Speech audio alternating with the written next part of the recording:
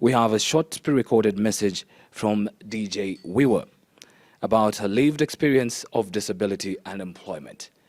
DJ Wiwa is not your ordinary DJ. Over to you, DJ. DJ Wiwa is wearing an orange V-neck blouse and she's talking to you, facing the camera. I'm DJ Wiwa. Yeah, I'm 27 years. My disability is called cerebral palsy. Yeah, I'm a DJ and I'm from Kenya. Challenges more in young, qua sana qua shule, qua college, qua quan become so I'm going to having it. She's so many years old, like Nika Kujala and the Kurakon Pia. So you can make the class, Nanda Skilla, Nandika. Points. Okay, please just take a look at it. When you cross, I'm telling you, disability, I'm neither to me. The same equipment in DJ Wingile and after could DJ quack around the Kuba. You quack 2019 April. Yeah, you quack holiday Easter. I'm saying I can't me because you got this Kuba so sick of going on. She's wearing a red and white striped blouse and she's spinning the DJ deck using her feet.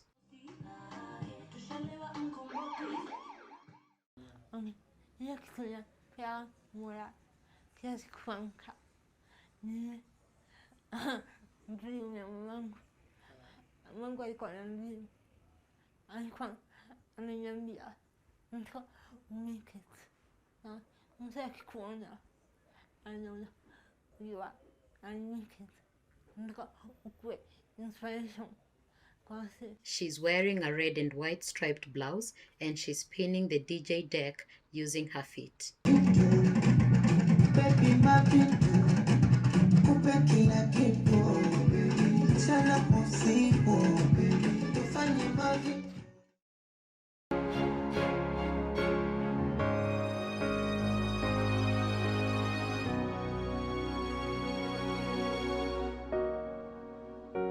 Next session is the employment. So we'll have an employment panel coming in. Thank you, everyone, and welcome. As we say in Swahili, karibuni kwa kikao hiki. Welcome to this panel, which is going to be focusing on employment, technology, and persons with disabilities. I am so honored and delighted to be able to moderate this session today, which I will be bringing in an amazing and distinguished panelists of men.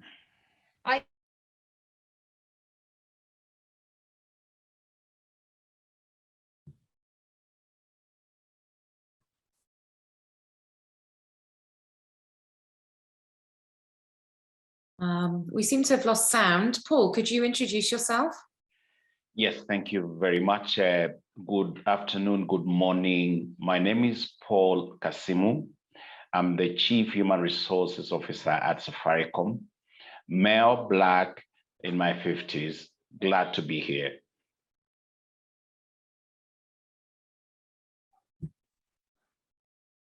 Thank you, Paul. I think we've got some technical issues.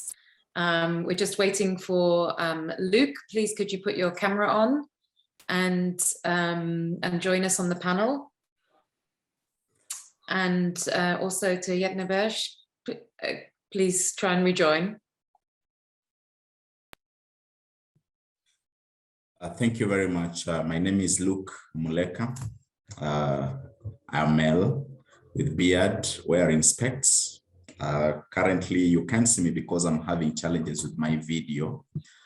And the founder and managing director of Science Media Kenya Limited, a company that has two products, Science TV and a sign language station TV station called Science TV and a sign language interpreters application called Assistol. Thank you, and I'm glad to be here.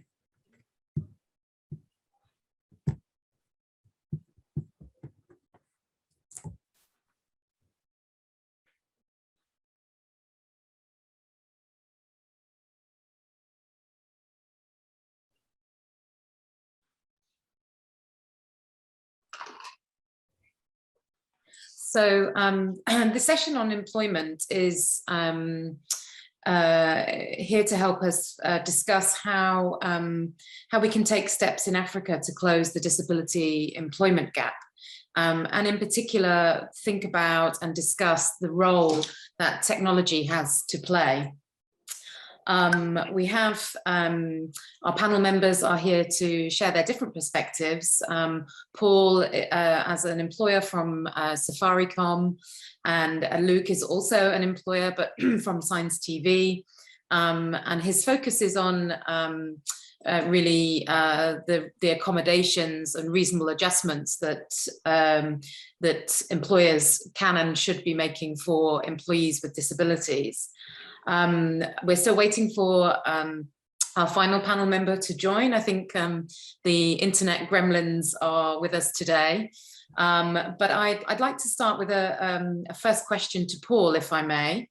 Paul, Safaricom has been at the fore of disability inclusion in Kenya through providing equal opportunities for employment of persons with disabilities. Based on Safaricom's experience in the economic empowerment of persons with disabilities through employment, what has been Safaricom's role, and what are some of the challenges and successes that you've encountered? And also, finally, what's your plan going forward? Over to you, Paul. Well, thank you, and looking forward to our colleagues joining us.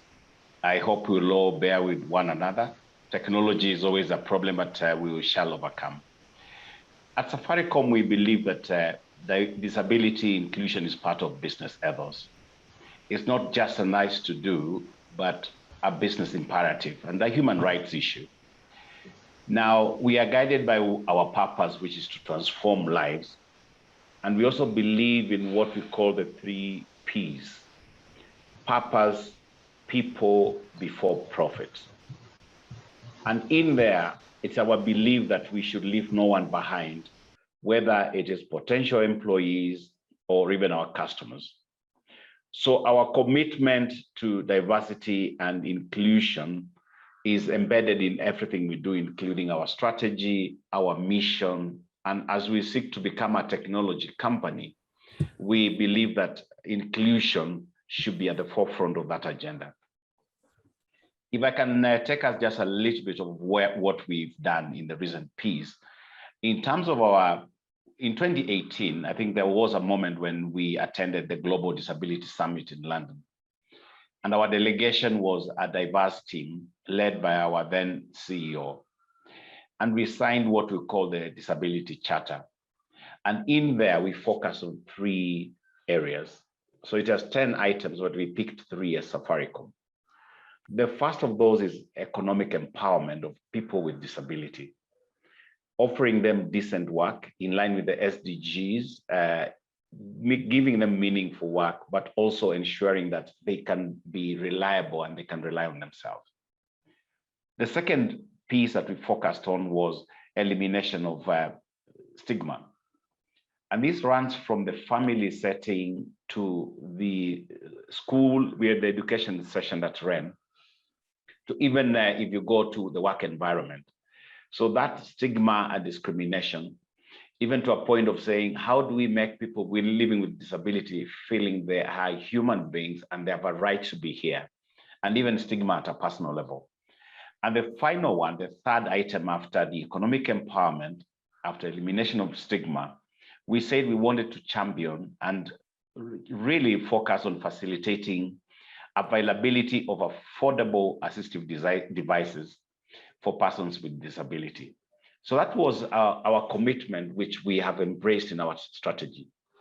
We subsequently signed the Global Disability Network, joined the Global Disability Network which is led by the International Labour Organization, ILO, and the Kenya Business Disability Network, which is driven by FKE.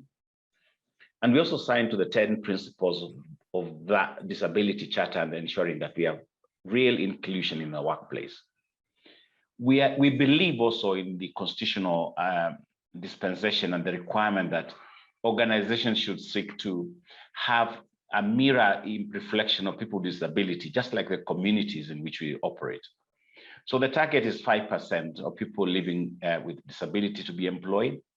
It's in line with our purpose, it's in line with our employee value proposition, and also as an equal opportunity employer. That's a journey for Safaricom. We are currently at 2.4% of our workforce. We are currently about 6,000 employees. So just around 150 of our employees are people living with one disability or another. Now, in that piece, and when we look at the challenges that we've had to deal with, I think the piece about what drives our ambition is the challenges that we've seen. We want to go beyond tokenism and beyond just targets to truly living a real diverse and inclusive and our workplace where everybody can be themselves and they can bring their best in it. I think the challenges we've had as we picked the 3 priority areas of economic empowerment, the area of facilitating or removing elimination of stigma, and then assistive devices, is the bigger challenge we have is lack of analytics or information, data to show us what is the scope of the problem in Kenya. And this is one of the things we've had to ask the government, local government, the county government, private sector. We do not seem to have real insights in terms of how big is the problem? What is the nature and extent of disability across the country? How can it be assisted? And I think for us, that's one of the real challenges we've had to struggle with. The second link to that is about the policy. We have said 5%, and I think one of the things we've also had in terms of our forum is to ask, how can the government look at incentives to organizations and to individuals so that we can create a real environment where organizations can provide meaningful jobs to people with disability, but also the assistive devices are affordable, because that's the other thing, that they are expensive. So out of that, I think what we've done is looking at our identity and vision, where we've our story of the why, the what of inclusion, and also ensuring that what gets measured gets done. And for us is where we've had to look at how we facilitate the whole of Safaricom to truly embrace diversity and inclusion, and to have a real culture of inclusion where everybody can be. That's around mindsets, how we work on how we drive our mindsets, right from leadership to team members. It's about skill sets. How do we ensure that we upgrade, upskill our people, those with disabilities, those living with disability, to be truly future fit, and also tooling them as one of the bits that we are working on. Allow me to talk about some of the technology, relevant technology that we've done to make it easier for us to accommodate employees with disability. I think the first thing is about the digital recruitment platforms. And that's one problem we have in Kenya, that the platforms that exist are for people without disability. And therefore, like what we call the higher view, how do you make it convenient for people, for instance, who are visually impaired to access or to see the opportunities that exist out there? We also look at, as I said, inclusive workplaces. We've had larger screens. We've what we call the job access with speech for visually impaired. We have also looked at the platforms, like the social enterprise platforms, that whenever we have an event, we also have the auto queue, and we take care of our deaf and also those who are visually challenged. I think the bit of relevant devices to enable our people to thrive. We've looked at our workstations. That was one of the things we wanted to make sure that the workstations are customized. We also went ahead and looked at our comprehensive medical cover, because some of the medical covers exclude certain forms of disability. And we ensure that we provided a cover that would provide for wheelchairs, prosthetics, crutches, the eye care, physiotherapy. And that has been a journey which we continue to work on. I think for us, we also went beyond just workplace. We also looked at our products and services, and we introduced what we call the interactive voice recognition solution for our customers in 2018. And this is for people who are visually impaired, blind customers, to be in control of their M-Pesa transactions. That was a big one, because you'll find some of the visually impaired will be defrauded by guardians, and we thought that was a big one to be given. The final one for me is about the Zuri chatbot, where we also looked at the access to the deaf, where people can now, it break the barrier of access. And therefore, as we go along, we are looking at how we can provide more devices to our people. Partnerships is a big one. As I said, we have several partnerships that we have, but the bigger challenge that we want to do is work on our culture to make Safaricom really an equal opportunity employer, to be the best, to allow people to be the best versions of themselves. Thank you. I will pause there.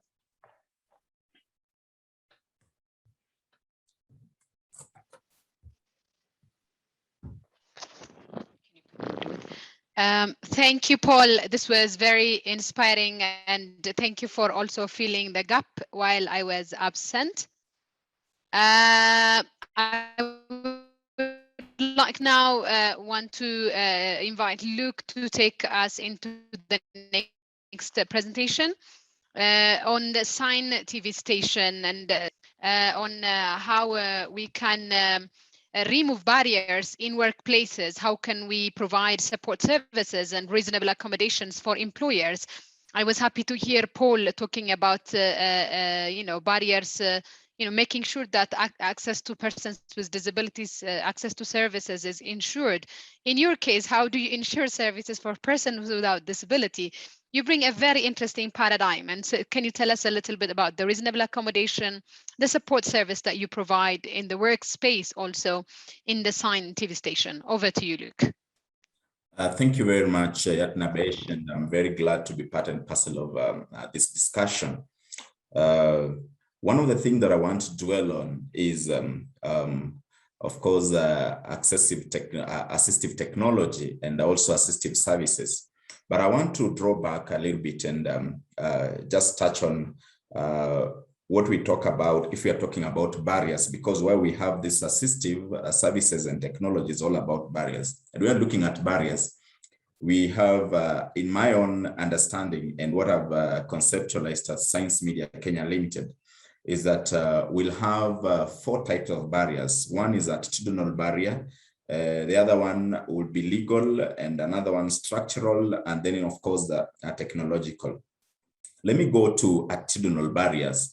And this basically goes to what is the software that actually encompasses the organization culture, and what actually Paul has alluded to is very important, that people have to, first of all, have the right attitude to to work with persons with disabilities, and also persons with disabilities to have that, that culture, to be absorbed in the culture, to be able to work well. And that goes a lot of, gets the organization to go an extra mile and try and inculcate this culture into the existing staff and through the whole organization, right from the board level, the management level, from the shareholders' perspective, for them to understand the importance of having a right attitude towards persons with disabilities. Because remember, most organizations are structured under the value proposition on return on investment, and the shareholder is always looking at that return on investment in everything we are doing as organizations. So if the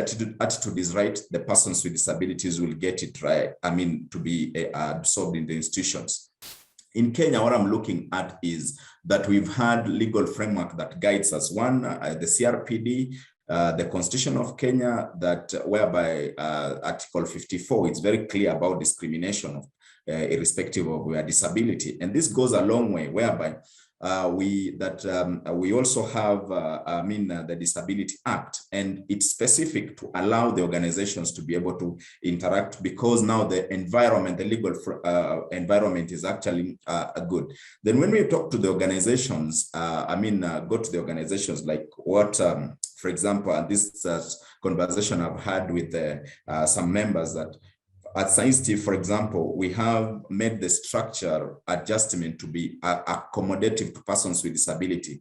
This goes all the way from how the building is structured. We don't have lifts, but I've gone, we find like lifts should be in a manner that someone should be able to access themselves. It's visually impaired persons. They should be able to press buttons without necessarily asking. So that means that the buttons of the lift should be should have some form of braille.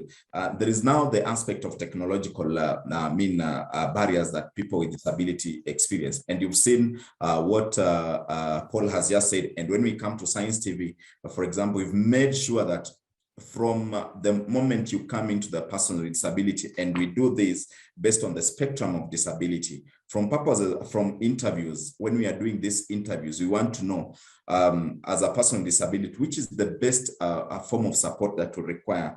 Now, for example, if it's a person with a deaf person, of course, will require the aspect of sign language interpretation, which is an assistive service to help them access and make their jobs easier. That means that at Science TV, we have full-time sign language interpretation services availed. And when we come to visually impaired persons, of course, one of the things is that they use technology a lot to be able to perform their duties, because one of the things we've done is that at Science TV, we have 34 employees, and out of these 34 employees, 19 of them are persons with disabilities. So we are looking at slightly above 50%, headed to 60% of our employees are persons with disabilities.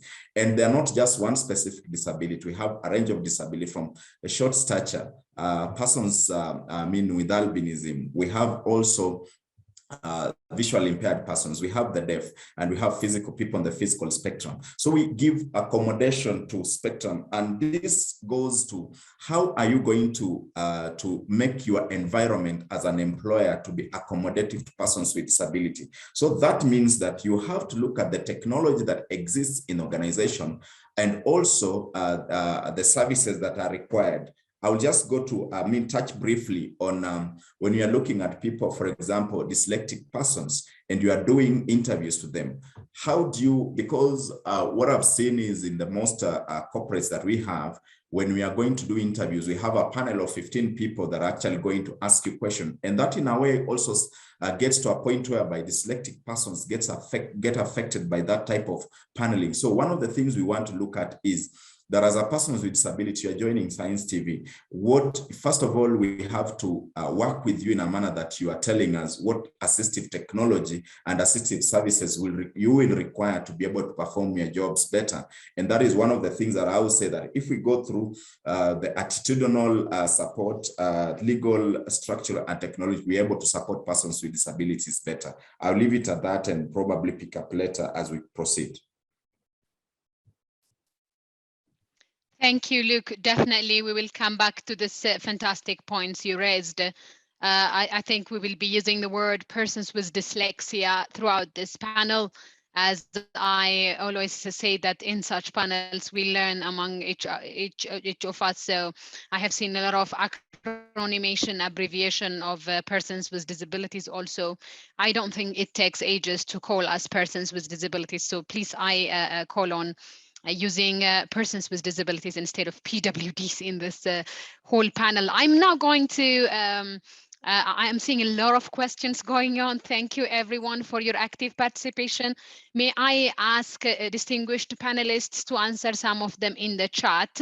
Otherwise, we will pick some of them after Ntshavheni has already spoke to us. Ntshavheni, I really apologize if I am mispronouncing your name, but I would like to warmly welcome you. And I would like you to focus on how we can bridge the gap between education and employment, as learning should lead us into earning? And what should be the role of technology in bridging this gap? Over to you.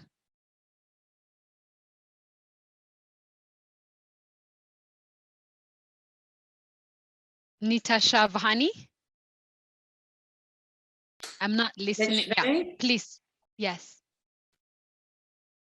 Ntshavheni?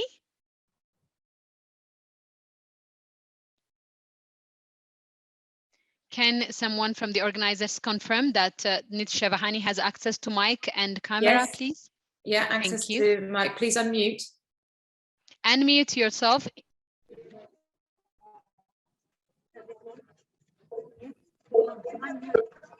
I can't unmute. Yeah, no, you are unmuted already. You can go ahead. Oh, I hear you. Thank you so Perfect. much. Yeah, I'm not sure about your camera, but I can confirm you are unmuted. Please go ahead. Thank you so much. And apologies for the frustrations we're going through in terms of the network. These are the challenges that we unfortunately face. The education is an important undertaking for persons with disabilities because their lives hinge solely on it for survival. It is no miracle that in Africa, this is exactly what we have to ensure that we strengthen ourselves on. Unfortunately, the gap that exists between them and accessing information compared to their peers at institutions of higher learning is evident and continues to pose challenges for their academic success. Some scholars have noted that while in the United States, one computer is shared by only 2 people, in Africa, one computer is shared by almost 6,000 people. Whilst academics acknowledge the computer gaps that makes persons with disabilities to be relatively functional with greater independence. There is a lot of barriers on the use of technology, particularly in Africa. It is submitted by scholars that it is important with institutions, our governments, and financial sectors to collaborate in order to close the existing gaps on what they call digital divide. The main global concern is the gap between those with access and those without access to technological devices. So it is a problem when it comes to school access, particularly on higher education, because these are the gaps that always manifest themselves. And for them to be able to be addressed, collaboration, as I said earlier, is very important. And on inclusive employment, it is this point that it is important that we probe what inclusive employment actually means. Inclusive employment, according to the point, it indicates that it refers to all activities which enable an individual to gain access to decent remunerated work. The activities undertaken and mechanisms used by handicapped internationals inclusive employment sector aim to promote employment in decent remunerated work environment. And for people with disabilities, this is also important. The policy provides several fundamentals which are important for ensuring that employment becomes inclusive and also includes the aspect of reasonable accommodation. opportunity to work, which is everyone who intends to work must be able to find sustainable employment. Volunteering in the workplace, which is an individual must be able to freely choose their employment. Productive work, which is remuneration, must be adequate for all. Fairness at work, that is, persons must not be discriminated against during and pre-employment. Safety at work, there must be social protection at work. And dignity at work, which is workers must be treated with respect and collegiality. I am going to speak to what reasonable accommodation is at our workplace. It is notable that reasonable accommodation goes to an extent of providing individual-based access to an environment, and that should be designed in a manner that accommodates individual with their personal or respective needs. It means an appropriate modifications or adjustment that doesn't impose a disproportionate or undue burden on the employer. In other words, it must strike a balance between the employee's needs and the employer's affordability and ability to match the accommodation, reasonable accommodation and adaptations related to that.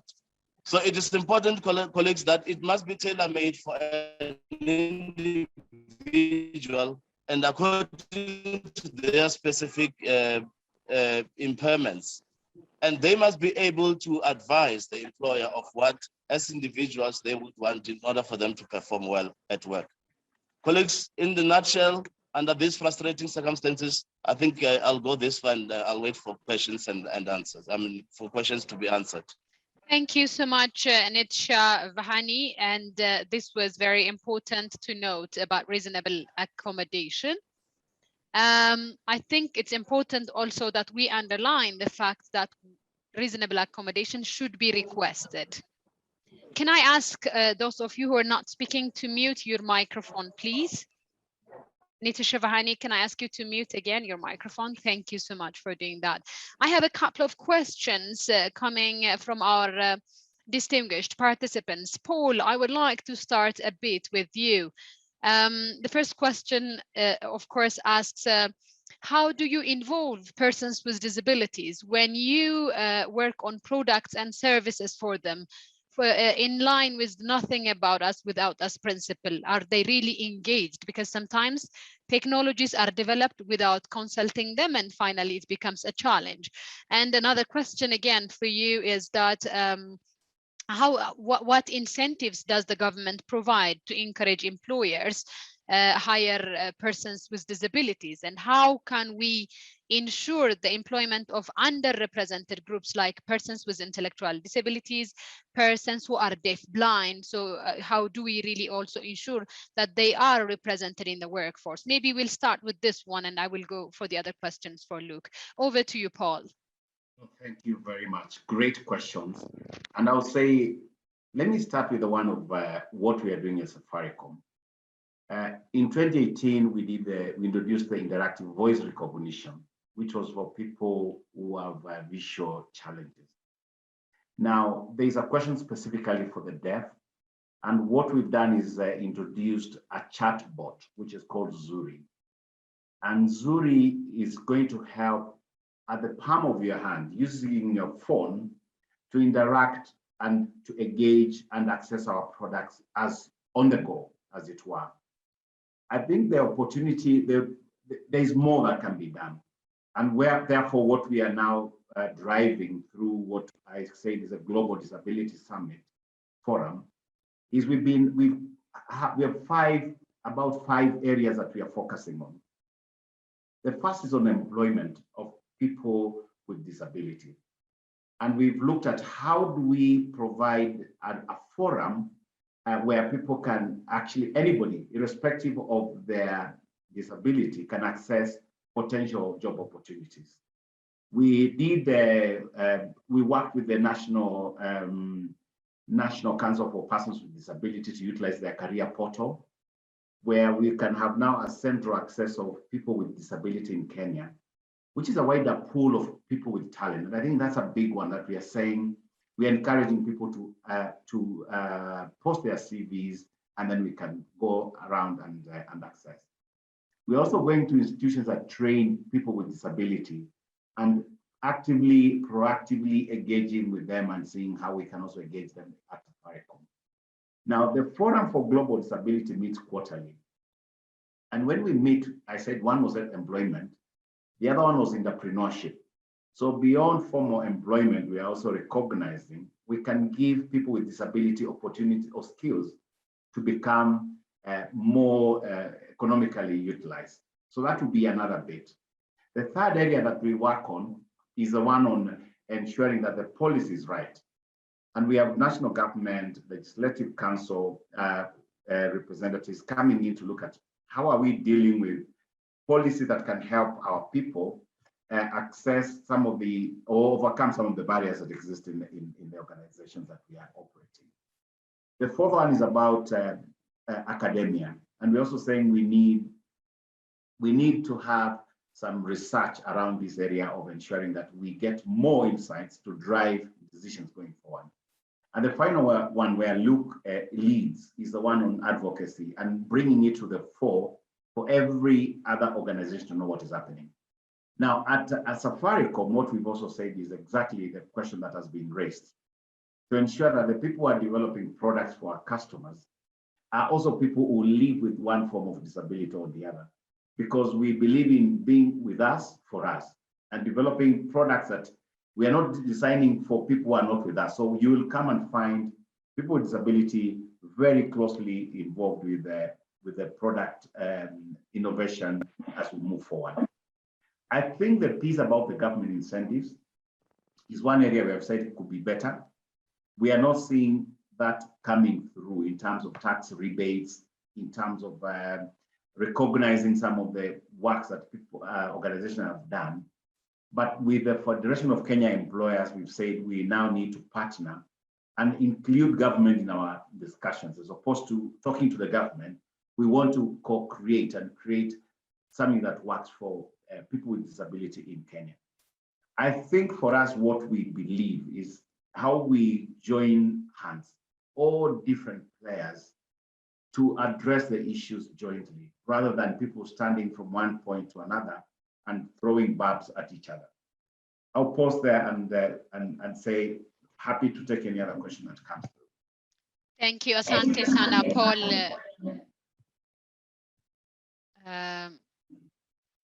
I will now go to Luke, and Luke, I would like you to respond also to the question, since you have said you have different types of disabilities. Can you also share with us if there are people with intellectual disabilities or people who are deaf blind, and also what kind of barriers, barrier removal measures you put to include those underrepresented group? It was also being said that what could be the role of organizations of persons with disabilities? Maybe Ntshavheni, you can also pick that later. But how can we ensure that employers get the assistance they need or the support they need in order to employ persons with disabilities? And maybe you can also comment on the incentive from the government. I know, like, for example, in Kenya, there is some incentive for entrepreneurs with disabilities, maybe something that you can tell us about. Over to you, Luke. Thank you very much, Yetnebersh, and this is a very good opportunity just to share these experiences that so far in my organization, that is Science Media, where we, and especially our lead project, which is Science TV, we've not had a chance to get a talented person or come come in front and would like to be part of the team that actually does programming on Science TV, and we will be ready to welcome people with mental disability and also deafblind to come. And as Paul has said, that it's all about co-creating together, because what we do is we don't have a fix-it-all that you come and fit in, but you come as a person with disability.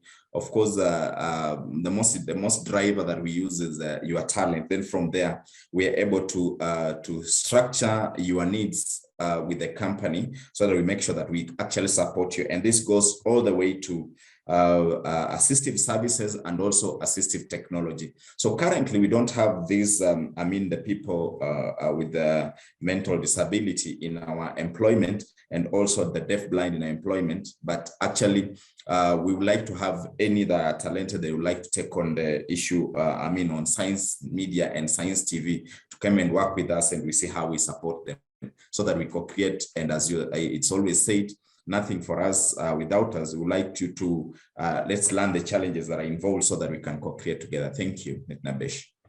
Maybe look, I'll keep you a bit longer and ask you. You said you have employees with visual impairment. Can you tell us about what mechanisms you put in place to make them work comfortably? That was a question from one of our participants.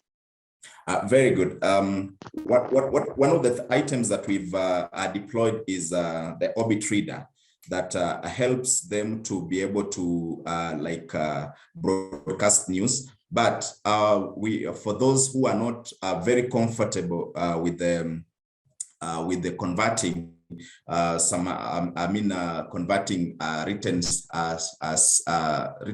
text into Braille. But one of the things, some of them are very comfortable. For example, our today's, every Wednesday we have a news anchor for 7 o'clock news who does it using the Braille. As what happens is they have a person who prepares news and will enable him to convert this to his most comfortable way of doing it, which means we provide for him the Braille paper, and he uses the stylus and the slate to be able to convert this to a format that he's able to read this news. So what happens is, again, as I say, we co-create. For example, he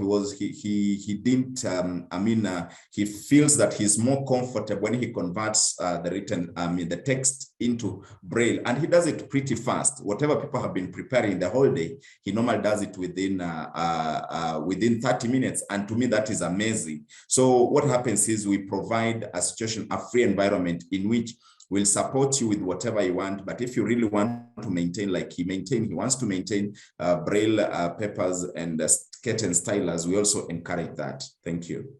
Thank you, Luke. That was interesting. Maybe we really need to look farther and deeper, maybe from this Inclusive Africa conference, what can really replace the slate and stylus. I used to be a slate and stylus user, which is time consuming and also which is not technology friendly. So I would advise considering other technologies like Braille Focus and also Braille Sense and others to really replace this. I would like now to go to Ntshavheni. I would like you to reflect on 2 things. What should be the role of organizations of persons with disabilities in really promoting disability inclusive employment? That's number 1. You know, what role should DPOs play in this as an important sector, which is not only earning, but also even gaining your dignity? Secondly, how, from your experience, how can we change the mindset of employers in Africa for them to hire persons with disabilities? Maybe this is something I would like also Paul to reflect on. How can we really convince? Because if an employer is not convinced, he is not going to hire a person with a disability. So how can we change the mindset of employers? Maybe I would like to reflect on this to us quickly before we wind up. Ntshavheni. Yetnebersh, we lost Shabani for a moment there, so perhaps Paul could answer the question. Yes, thank you. Paul and Luke, yeah, maybe Paul, you start. And may I ask you also one sharp question, Paul? I saw from the Safaricom website that you had a target of reaching 5% of your employees become persons with disabilities. in March 2021. Where does that target stand, in case if I have missed it from your previous presentation? Over to you, Paul. And maybe these two questions: how can we reach the mindset of employers to hire persons with disabilities? And what can organizations of persons with disabilities do to support employers employ more diverse workforce? Over to you, Paul. No, great. Let me take the last one first, the one on where are we on the journey. We are currently at 2.4%. So about 150 of our people are living with disability, one form of disability or the other. We don't think it's anything to celebrate. And also what you're saying is it's not just the number, it's how do we work with them and grow them in the organization. In terms of how we then to bring faster, convince employers, I think if you are led by purpose, you'll find everything else comes in place. And what we found in our case, when purpose is at the front of everything, if you have people living with disability in your employment, you increase diversity. The thinking changes. Lucas said, nothing for us without us. That's what we've also discovered in terms of the products we are developing. People with disability are coming out with much better insights than when we are thinking for them. I think for us, we found that if you get a diverse workforce, your productivity goes up. The biggest problem with most organizations is to look at disability as a cost, rather than as an opportunity to really grow the diversity of your workforce and have a representative workforce that goes across the entire divide. In terms of disability organizations, I think give us more insights. Share with us some of the things we can do more to bring most of the people with disability to the front and articulate the issues that we have. In Kenya, the Forum for Global Disability has helped us a lot, because what we found is we have 40 organizations, public, private sector, disability organizations, university, which are coming together and then saying, who is going to lead on this? So we are not speaking at each other, we are talking together. And that concept of co-creation is something I would say for most of the countries that have not done it. Please create that forum where we can all be together and create this common target that we have ahead of us. Thank you once again. Thank you so much, Paul. Luke, I can give you 1.5 minutes if you want to do any concluding thing. Otherwise, we really need to wrap up this session to allow other very interesting sessions to come on board. Luke? What I would say, Yetnebersh, is that for a very long time, organizations have been building what we call metal ramps. It's the first time as we conclude this conference, probably for people to start thinking about building mental ramps so that we have inclusive designs and also inclusive thinking. Because at the organization level, if the board or the annual general meetings are in themselves inclusive, then it will mean that the products that the organizations are designing become inclusive. That means the policies and the company, what we call strategic plans become inclusive. The budgets will be allocated to make sure that the organization is inclusive. Employment will be inclusive. Communication will be inclusive. So if we just go to the issue of how do we make employers or organizations start to include persons with disabilities, it goes up there. Even if it's a public listed company, to have its annual general meeting having a sign language interpreter, that alone changes the mindset of the shareholders to know that there is some of our customers whom we are looking at who are deaf people, whom we are not actually been probably communicating to, probably employing, probably doing. So you realize that it goes up to that level. So I will leave it at this point that let us start building mental ramps, because we've built metal ramps for so long. Wow, that was so powerful. Thank you so much, Luke. Thank you so much, Paul. I'm really sorry that we couldn't keep Ntshavheni online. I think I would like to leave you with the message that technology is a real enabler. We have got him back. Ntshavheni, are you there? Okay. Yes. You went. I can give you 1 minute. 1 minute. Sorry, I was trying to stress you. Please, 1 minute. Go ahead. That's fine. What I would want to address, colleagues is on the accessibility in terms of how to use the technology, whereas for persons with disabilities to be effective at the working environment, because that is very important. Access should not only be that you can get the gadget that you want to use, but it must be that the employer must be able to empower you through the usage of that technology so that you can be effective. So training and other related measures that could be ensured that people are empowered, they should be put in place at work. Thank you very much. I fully agree with you. Skills are really important. Gadgets by themselves, gadgets are important, but they're not sufficient. So it's important to provide training, reskilling our persons with disabilities. In particular, as Africa is a home to the majority of young persons with disabilities, it's critically important that we equip our youth population with the skills, with the technological skills that they need to function properly. At this juncture, I would like to thank all Paul from Safaricom, Luke from Sign TV, and Ntshavheni from the African Disability Alliance for joining us on this dialogue on inclusive employment. I am sure it's going to be a topic which will be attracting more dialogue. So I would encourage you to bring it up throughout the conference. And may I ask again, those of you who are not speaking, to mute your microphones. I would like to thank you all for your active participation. And I would like to pause here and hand over back to the organizers to lead us into the next session. Over.